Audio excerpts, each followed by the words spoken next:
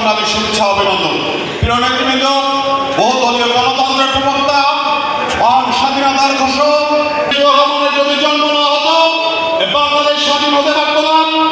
রণাঙ্গনে যুদ্ধ করেছে 1975 সালের 7 নভেম্বর সিপাহী জনতার মাধ্যমে বাংলাদেশের জনগণ তাকে জন্ম না হতো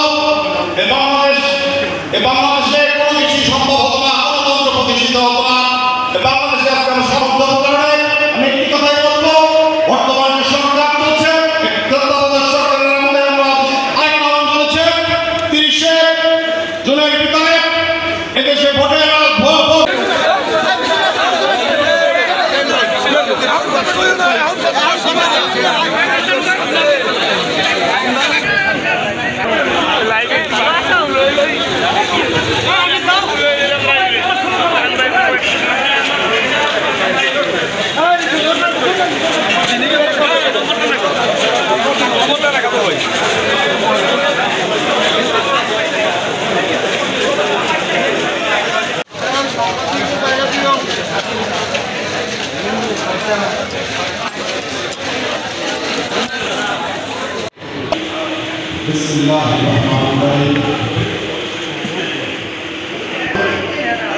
জেলা বিএনপির সিনিয়র নেতৃবৃন্দ উপস্থিত আছে, ছাত্র দলের নেতৃবৃন্দ, আমার প্রিয় অনুজ ছাত্র দলের সাংগঠনিক সম্পাদক কুমার বলেছেন করতে হবে।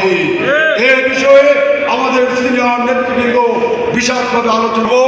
আমি আমার বক্তব্য দীর্ঘায়িত করব না, এতটুকু বলতে চাই, যদি সবার জন্য দোয়া করব এবং সিনিয়র নেতৃবৃন্দের বিষয়ে গভীরভাবে আলোচনা করবে।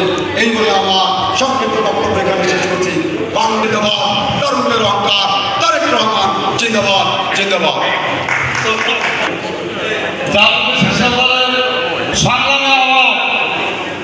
জনাব মনিরুজ্জামান মনিরুজ্জামান জানা যাবে।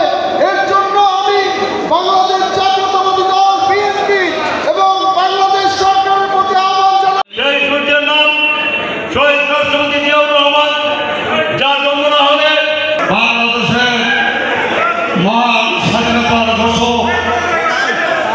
আমরা বিশ্বাস করি শহীদ জিয়ার আদর্শকে সামনে ধারণ করতে পারলে, আগামী দিনের পথ চলতে পারলে আমাদেরকে একটি স্বনির্ভর বাংলাদেশ